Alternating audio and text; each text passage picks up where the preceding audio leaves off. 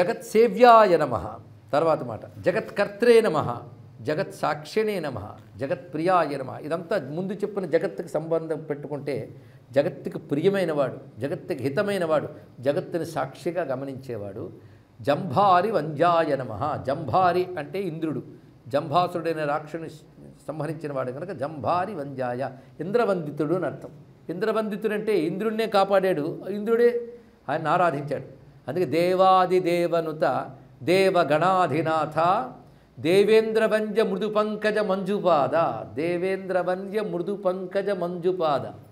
దేవాదిదేవనుత, దేవతలు అంటే ఇంద్రాదులైతే దేవాదిదేవులు అంటే బ్రహ్మ విష్ణు రుద్రుడు, వీళ్ళందరి చేత నమస్కరింపబడేవాడు. దేవగణములకు అధినాథుడు. దేవేంద్రవంద్య మృదు పంకజ మంజుపాద దేవర్షి నారద మునీంద్ర సుగీత కీర్తే వల్లీసనాథ మమదేహి కరావలంబం అంటున్నాం కదా. అదే జంభారి వంజాయ నమః. ఆ జంభారికి నేను చేసినట్టు జయదాయ నమః. సేనాని కదా, వచ్చిన జయమంతా రాజుకి ఇస్తాడు. కానీ ఇంద్రుడినే సేనగా చేసుకుని వచ్చిన జయం మళ్ళీ ఇంద్రుడికి ఇచ్చాడు ఆయన ఇక్కడ.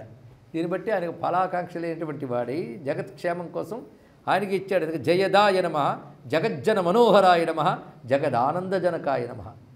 జగత్తుకి ఆనందం కలిగించేవాడు, జగజ్జనులందరికీ మనోహరుడే. జగజ్జనులందరికీ మనోహరుడు ఒప్పుకుంటారండి ఎవరైనా? సుబ్రహ్మణ్యుడు చాలామందికి తెలియదు. అడుంటే అందరికీ మనోహరుడు అలా అవుతారంటే అందరికీ మనోహరమైన వస్తువు ఒకటి ఉందిట. అందరికీ మనోహరం అంటే అందరికీ ఆనందం కలిగించేది. అందరికీ ఆనందం ఏంటంటే వాడు ఆత్మే, వాడికి ఆనందం. ఆ ఆత్మరూపుడైన వాడు అని అర్థం తీసుకోవాలి ఇక్కడ. అందుకే జగజ్జనులందరికీ మనోహరుడైన వాడు, జగదానందజనకాయ నమః. ఎంత చెప్పినా తెలియట్లేదు కదా, దాన్ని జాడ్యం అంటారు. అది తొలగించేది ఆయన కనుక జనజాడ్యాపహరాయ నమః. ఇలా తత్వస్ఫురణ నామాలు చేస్తూ ఆయన రూపాన్ని గుర్తు చేస్తాడు. జపా కుసుమ సంకాసాయ నమః. ఎర్రని పువ్వు జపాకుసుమ, మంకెని పువ్వు ఇత్యాదులు వాటిలా ప్రకాశించేవాడు. జనలోచన శోభనాయ నమః. చూసేవారి కంటికి శుభం చేకూర్చేవాడు. జనేశ్వరాయ నమః. సర్వజనులకు ఈశ్వరుడు. జనులంటే మానవులను కాదు అర్థం. జనిధర్మం కలవారందరూ జనులే. పుట్టుట అనేది ఎవరికి ఉన్నదో వారందరూ జనులే. జన్మ కలిగిన వారు జనులు, వాళ్ళందరికీ కూడాను ఆయన ఈశ్వరుడే. జితక్రోధాయ నమః. క్రోధాది వికారములు లేనివాడై జన జన్మ నిబర్హణాయ నమః. జనుల యొక్క జన్మల్ని తొలగించేవాడు. అంటే జన అంటే దీనికి ముందు మాట పెట్టుకోండి అయ్యా అన్నాడు వ్యాఖ్యాత. భక్త జన జన్మ నిబర్హణాయ నమః. అందరి జన్మలు తీసేస్తాడా? భక్తులైన వారి యొక్క జన్మల్ని తొలగించేవాడు అంటే పుట్టుక లేకుండా చెయ్యువాడు. జంతు తాపఘ్నాయ నమః. జాడ్యాపహారకాయ నమః. జితసంగాయ నమః. జితమాయాయ నమః. జితదైత్య మహావ్రజాయ నమః. వ్రజం అంటే సమూహం. రాక్షస సమూహాన్ని సులభంగా జయించినటువంటి వాడు. జంతు తాపఘ్నాయ నమః. జన్మించిన వాడి తాపాన్ని పోగొట్టేవాడు. జంఝానిల మహావేగాయ నమః. మహావేగంతో ప్రకాశించేవాడు. ఝకారంతో నామాలు. ఝటితాశేష పాతకాయ నమః. ఝర్ఝరీకృత దైత్యాయ నమః. ఝల్లరీ వాద్య సుప్రియాయ నమః. ఝకారంతో చెప్తున్నాడు. జంఝానిల మహావేగం. ఎందుకంటే సైన్యానికి ఉండవలసింది ఒక వేగం. ఆ వేగం ఎలాంటిది అంటే శత్రువు తిరిగి తేరుకునే లోపల కొట్టగలిగే వేగం చూపించాలంటే. శత్రువుపై దాడి అలాగే చేయాలి, యుద్ధం అలాగే చేయాలి. వాడు తర్వాత వ్యూహం వేయడానికి కూడా అవకాశం లేనంత వేగం చూపించాలి. ఆ వేగం ఎంత వేగం అంటే ప్రళయకాల వాయువంత వేగం. అంత వేగం చూపిస్తున్నాడు. జంఝానిల మహావేగాయ నమః. నిజానికి అంత వేగం కలిగింది ఏంటంటే కాలం. కాలంకి అంత వేగం ఉందిట. అంతే కదా, ఎవరు వాచ్యలు చూసుకోక్కర్లేదు. కాలానికి అంత వేగం ఉన్నదండి. అది కాలస్వరూప అని దీని అర్థాన్ని చెప్పారు ఇక్కడ. ఝటిత అశేష పాతకాయ నమః. సర్వపాపనాశకుడు. ఝర్ఝరీకృత దైత్యాయ నమః. ఝర్ఝరీకృత వినడానికి బాగుంది కదా, అంటే పిండి చేసేవాడు అని అర్థం ఇక్కడ. దైత్యులందరినీ పిండి పీచం చేసేవాడు. ఝల్లరీ వాద్య ప్రియాయ నమః. డోలు వంటి ఒకానొక వాద్య విశేషం అది. ఈ వాద్యనామాలు చాలా వస్తాయి, తర్వాత చూద్దాం. జ్ఞానమూర్తయే నమః. జ్ఞానగమ్యాయ నమః. జ్ఞానినే నమః. జ్ఞాననిధే నమః. 4 నామాల్లో ఆయన యొక్క జ్ఞానత్వం అంతా ఆవిష్కరింపబడుతున్నది. టంకార నృత్య విభవాయ నమః. టంకవజ్రధ్వజాంకితాయ నమః. టంకితాఖిల లోకాయ నమః. టంకితయేన స్తమోరవయే నమః. టంతో వచ్చిందండి. టంతో ఎక్కువ శబ్దాల్లో టంకారం ఒకటి. ధనుష్టంకారం. టంకారం అనక ధనుష్టంకారం అన్న చాలు ఇక్కడ. అయితే టంకార నృత్య విభవాయ నమః అని. ఇంకా టంకారం ఒక ధ్వని విశేషం. అలాంటి ధ్వనితో కూడిన నృత్యం చేయువాడు అని అర్థం. అంతేకాదు ఆయన యుద్ధం చేస్తున్నప్పుడు ఆ ధనుష్టంకారం చేస్తూ ఒక నాట్య శోభ చూపిస్తాడట. ఇలా ఎలా అవుతుందంటే యుద్ధం కూడా ఒక ఆటలా చేసేవాడికి సాధ్యమవుతుంది. ఈ వర్ణన మనకి మహాభారతంలో చూపిస్తాడు. అర్జునుడు విలువిద్య చేస్తూ ఉన్నప్పుడు ఆయన చూసి శత్రువులు సమ్మోహితులైపోయేవారు. సమ్మోహితులు అంటే అబ్బాయి ఎంత అందంగా ఉన్నాడో అని. అంటే యుద్ధం చేసిన భయం వేయాలి, కానీ అందం అంటే అందులో కూడా అందం ఉందండి. ఇది పైగా ఇటు తిప్పి దానికి తగ్గట్టు శరీరాన్ని అటు తిప్పడం, తన శరీరాన్ని తిప్పినట్లుగా ధనుసును తిప్పడం, ధనుసును తిప్పినట్లుగా శరీరం తిప్పుతూ ఉంటే ఆ టంకారానికి అనుగుణంగా నాట్యం చేస్తున్నట్టుంది అని వర్ణిస్తారు ఇక్కడ. అది టంకార నృత్య విభవాయ నమః అంటే ఆయన దేవసేనానిగా యుద్ధం చేస్తున్నప్పుడు కేవలం శక్త్యాయుధమే కాదు, ధనుస్సును కూడా పట్టి చేసినటువంటి వైభవాన్ని చూపిస్తున్నారు. కనుక టంకారం అనే ధ్వనికి అనుగుణముగా నృత్యము చేయువాడు అని అర్థం చెప్పచ్చు. ధనుష్టంకారముతో నృత్యము రూపముగా ప్రకాశించువాడు. టంకవజ్రధ్వజాంకితాయ నమః. టంకం అనే మాట వచ్చింది. టంకం అనే మాట చాలామంది తెలిసి ఉంటుంది. నాణాలకు వాడేవారు టంకము. టంకం అనే మాటకు అర్థం ఏంటంటే ఒక ధాతువుని కరిగించిన తర్వాత మళ్ళీ గట్టిపరిచి నొక్కేదాన్ని టంకం అంటారండి. అంటే గట్టిపరిచేసాడు, మరి అది మెల్ట్ అవ్వదు, వెళ్ళదు, అది టంకం. కనుక టంక వజ్రధ్వజాంకితాయ నమః అంటే అలాగా వజ్రము మొదలైనటువంటివి పొదిగినటువంటి ధ్వజము కలిగినటువంటి వాడు. టంక వజ్రధ్వజాంకితాయ నమః. అలాగే టంకితాఖిల లోకాయ నమః.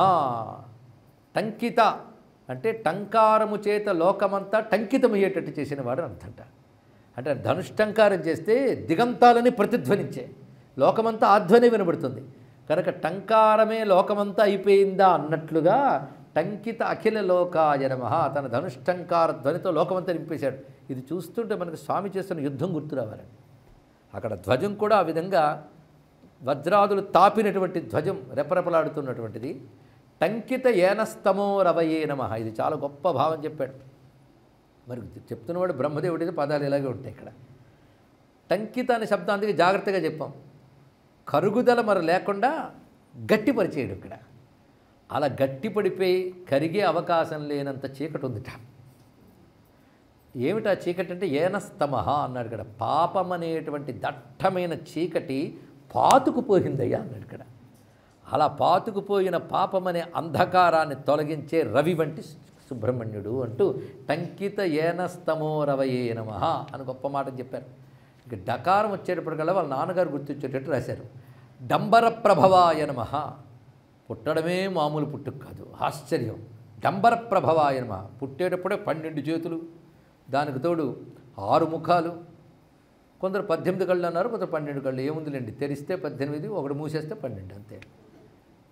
మొత్తానికి అలా వచ్చాడు ఆడంబరంగా. వస్తువుని ఏం చేశారంటే అక్కడ వాళ్ళ నాన్నగారు ఎప్పుడో ప్రయోగించిన ఒక ధనుస్సు అక్కడ పెట్టేసి ఉంచి హిమవత్ పర్వత ప్రాంతంలో తిన్నగా వెళ్ళి దాన్ని మీటాడు.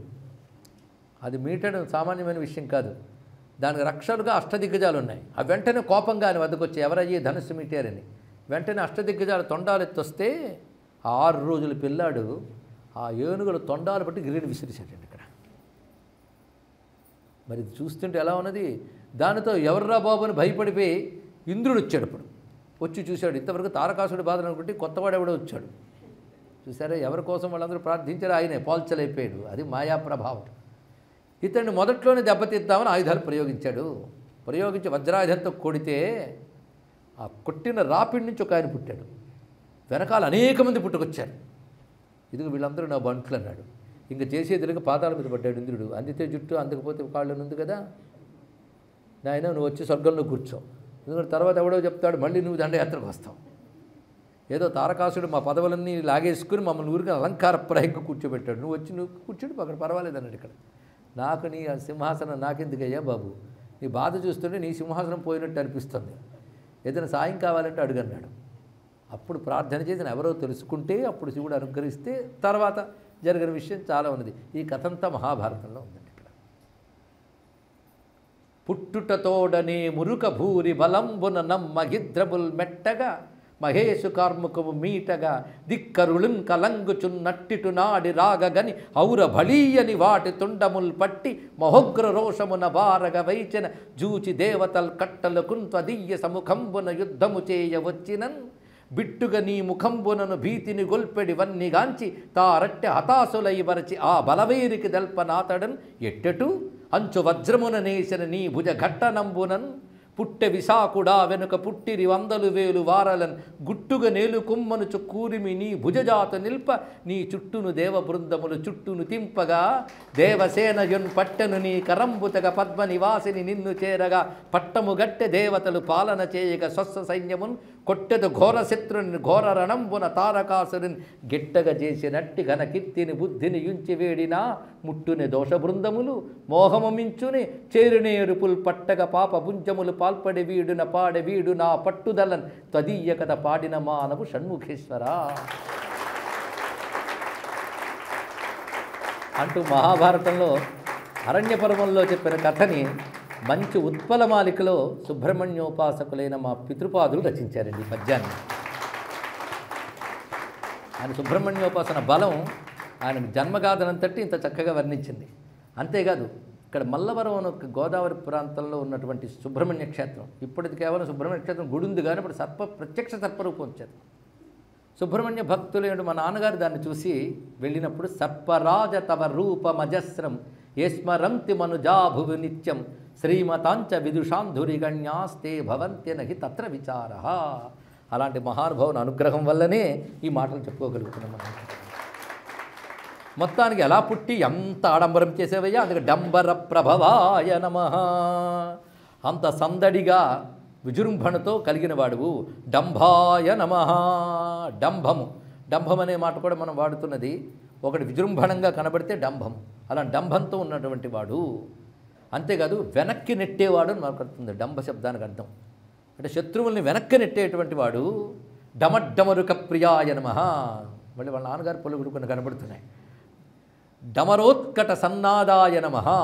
డమరము నుంచి ఉత్కటమైన గొప్ప నాదము కలవాడు. డమరం నుంచి ఉత్కటమయ్యేండి నాదాలు తెలుసో లేదు. అందుకే డమరం సామాన్యం కాదు. డమరోత్కట అజాండాయ నమః. డమర ఉత్కట అజాండాయ నమః. డమరం నుంచి అజాండములు ప్రభవింపజేసిన వాడు. ఢక్కానాద ప్రీతికరాయ నమః. ఈ మూడింట్లో జాగ్రత్తగా తెలుసుకోవాలంటే నటరాజమూర్తి యొక్క డమరుకం సృష్టికి సంకేతం అని చెప్తారు ఇక్కడ. దాని యొక్క వైబ్రేషన్, ప్రథమ స్పందన, దాని నుంచి అక్షరములు ఉత్పన్నమయ్యాయి. అందరికీ తెలిసిందే ననాద ఢక్కా నవపంచవారం అని. వృత్తావసానే నటరాజరాజ. అక్కడ ఏర్పడింది శబ్ద ప్రపంచం. ఆ శబ్ద ప్రపంచం తర్వాత దృశ్య ప్రపంచంగా వ్యక్తమైంది. కనుక సమస్త భువనాలకి సృష్టికి ప్రతీకగా డమరుకం చెప్పబడుతుంది. డమరోత్కట సన్నాదాయ నమః, డమరోత్కట అజాండాయ నమః అనే మాటకి ఇది అర్థం అండి. ఢక్కానాద ప్రీతికరాయ నమః. ఇవన్నీ శివనామాల్లో ఉన్నాయంటే ఆయనకి ఈయనకి అభేదమే చెప్పాలి. అది నాట్యం కృత్వా నాటచేసిత్వం షణ్ముఖదేవన్ నటరాజ సుబ్రహ్మణ్య విలాస స్తృప్త భక్తం పాలయ తవ దాసం అంటూ పళని క్షేత్రానికి వెళ్ళినప్పుడు ఆ స్వామిని చూస్తూ మా పితృపాదులు రచించిన శ్లోకం కూడా ఇప్పుడు తాను నాట్యం చేస్తూ సుబ్రహ్మణ్య చేత నాట్యం చేయిస్తాట. ఎందుకంటే కొడుక్కి తన కళలన్నీ ఇచ్చేయాలి ఉంటుంది, వారసత్వం. ఏం చేస్తాం, అలా గణపతి నృత్య గణపతే. ఈయన నాట్యం చేస్తారు సుబ్రహ్మణ్య స్వామి కూడా. ఆయన ప్రదోషకాలంలో శివుడు తాండవం చేస్తుంటే మురిసిపోయి వీళ్ళిద్దరు కూడా చేస్తారు. మైమార్పు బాగా చేశారట, ఎందుకంటే తండ్రి పోలిక. అందుకు అవన్నీ ఇక్కడ ధ్వనింపజేస్తున్నారు. అందుకు కుమారో హ్యపరశంభు ఏన సర్వమిదంతతం. ఈ వాక్యం వ్యాస భగవానుడు చెప్తున్నాడండి. కుమార అపరశంభు. సుబ్రహ్మణ్యుడు అంటే ఎవరనుకున్నావు, మరో శివుడేనయ్యా. ఏ శివుడంటే ఏన సర్వమిదంతతం. ఏ పరమేశ్వరుని చేత ఈ విశ్వమంతా వ్యాపించబడినదో ఆ పరమేశ్వరుని శంభుడే కుమారస్వామి. ఇది తెలుసుకోండి. అందుకే శివుడు వేరు, కుమారస్వామి వేరు కాదు. వైష్ణవంలో విష్ణువుని మనం ఉపాసించాలంటే బాలకృష్ణ రూపంతో ఉపాసిస్తాం. శాక్తేయంలో అమ్మవారిని ఉపాసించాలంటే బాల త్రిపుర సుందర రూపంతో ఉపాసిస్తాం. శైవంలో శివుణ్ణి బాలుడిగా ఉపాసించాలంటే బాల సుబ్రహ్మణ్య రూపంతో ఉపాసిస్తాం. అందుకే కుమారో హ్యపరశంభు ఏన సర్వమిదంతతం. స్పష్టమైనటువంటి వాక్యం ఇది. అందుకే ఉపాసనా భాషలో వారికి పుత్రుడు అంటే వారి నుంచి వచ్చినవాడు. దీపం నుంచి దీపం వచ్చినట్లే. దీపం నుంచి వచ్చిన దీపానికి కూడా దీపం అయిపోయారు. అందుకే ఆయనకి శివుడికి అభిన్నుడని చెప్పేవి ఈ దివ్యమైనటువంటి నామములు చెప్పుకుంటూ ఢుళితాసుర సంకులాయ నమః, ఢాకితామర సందోహాయ నమః. ఢుళితం అంటే ఎగరగొట్టడం, పిండి పిండిగా చేసి విసిరిస్తున్నట్టుగా ఢుళిత అసుర సంకులాయ నమ, ఢాకితామర సందోహాయ నమ. ఢాకితం అంటే కవచం చేయడం, రక్షించడం. ఒక కవచంలో పెట్టేట ఎవరికి? అమర సందోహాయ, దేవతలకు దెబ్బలు తగలకుండా తానే పెద్ద కవచంగా నిలబడ్డాడు. ఢాకితామర సందోహాయ నమ. నిజానికి టంకారం నుంచి కూడా దేవసేనాని యొక్క విజృంభణ మనకు చూపిస్తున్నారు. ఢౌకితాయ నమ. ఢౌకిత అంటే దగ్గరికి తీసుకున్నట అని అర్థం. ఇక్కడ దేవతల సమూహాన్నంతటినీ సమీపం చేసుకున్నాడు. డింభరూప స్వరూపకాయ నమ. డింభరూపుడు, సదా బాలసుబ్రహ్మణ్యుడైన. అందుకే బాలరూపాయ నమ అని బకారంలో మళ్ళీ నామం వస్తుంది, అక్కడ తెచ్చేసుకుందాం. అదే డింభరూప స్వరూపకాయ నమ. ఎంతైనా బాలసుబ్రహ్మణ్య ఉపాసన ఉంది కదా, అంటే బాలుడు రూపంతో ఉన్నటువంటి వాడు. డుండి విఘ్నేశ్వరానుజాయ నమ వచ్చిందండి మళ్ళీ. మరి ఆయన పండుగలప్పుడు ఆయన స్మరించకపోతే ఎలాగా? పైగా ఆయన తమ్ముడు గురించి వినాలనుకున్నాడు కనుక చెప్తున్నా, లేకపోతే ఇంకేముంది ఇక్కడ. డుండి విఘ్నేశ్వర అనుజాయ నమ. డుండి విఘ్నేశ్వరుడు అనుజుడు. గణపతికి డుండి అని పేరండి. ఇక్కడ ఆ పదమే చాలా బాగున్నది. పైగా డుండి వినాయక అంటే ఒక మంత్రం కూడా సామాన్యం కాదు, ఏదో గొప్ప రహస్యం ఉంది డుండిలో. ఏమిటి అంటే, ఒకప్పుడు దివోదాసుడనేవాడు ఒకానొక కారణం చేత ఏ దేవత భూమి మీద ఉండకుండా చేశాడు ఆయన. ఆ సమయంలో అవసరం గనక దేవతలు కూడా కొంతకాలం ఊరుకున్నారు. కానీ శివుడు కాశీ వియోగం తట్టుకోలేక కాశీకి రావడానికి తిరిగి రావడానికి ఎంతో ప్రయత్నించాడు ఆయన. ఆ సమయంలో ఏ దేవత కాశీకి వచ్చినా కనబడకుండా వచ్చి కాశీ ఉండిపోయారు, వెళ్ళట్లేదు. సర్వదేవతలను వచ్చేటట్టు చేయడం సాధ్యం కావట్లేదు. శివుడు మందర పర్వతంలో మిగిలిపోయాడు. అప్పుడు ఆయన పట్టుకున్నది గణపతిని. గణపతి, విష్ణువు వీళ్ళిద్దరు వచ్చి గొప్ప వ్యవహారం చేశారు. అంతా చెప్తే పెద్ద కథ అవుతుంది. కాశీఖండంలో అదంతా ఉన్నది. మన గణపతి వచ్చి అంతా సవరించి తిరిగి దివోదాసుడు బుద్ధొచ్చేటట్లు చేసి అంతా సిద్ధమైపోయింది, రెండహో అని చాటింపు వేసేట. పెద్ద చాటింపు ఎక్కర్లే, తొండమెత్తి ఘీంకరిస్తే చాలా అందరికీ తెలుస్తుంది ఇక్కడ. కనుక కాశీ అంతా తిరిగాడు, ఇదే ఢూండ్నా. కాశీ అంతా తిరిగాడు, చాటింపు వేశాడు కనుక డుండి గణపతి అని పేరు వచ్చిందయ్యా అని కాశీక్షేత్రంలో ఆయనకు పేరు వచ్చింది. అంతేకాదు, చాటింపు వేయుట, సంచరించుట అంటే సర్వవ్యాపకుడై ప్రణవరూప ఘోష చేసిన వాడెవడో, తొండమెత్తి ప్రణవ ఘీంకారం చేసిన వాడెవడో అతడు డుంటి. అటువంటి డుంటి విఘ్నేశ్వరుడు తమ్ముడు గారు. అందుకే పైన ఢకారవలన్నీ కూడా అన్నగారి లక్షణాలు కొన్ని ఉన్నాయి అందులో. అందుకే డంబర ప్రభవాయ నమ, డంబాయ నమ, డమడ్డమరుక ప్రియాయ నమ, డమరోత్కట సన్నాదాయ నమ, డమరోత్కట ఆజాండాయ నమ, ఢక్కానాద ప్రీతికరాయ నమ, ఢులితాసుర సంకులాయ నమ, ఢాకితామర సందోహాయ నమ, ఢౌకితాయ నమ, డింభరూప స్వరూపకాయ నమ, డుండి విఘ్నేశ్వరానుజాయ నమ అంటూ నమస్కారం చేసుకొని తత్వజ్ఞాయ నమ అని ప్రణమిల్లి మిగిలిన విషయం రేపు తెలుసుకుందాం. సర్వం శ్రీ మహాగణపతి చరణారవిందార్పణమస్తు. శ్రీ సుబ్రహ్మణ్యార్పణమస్తు.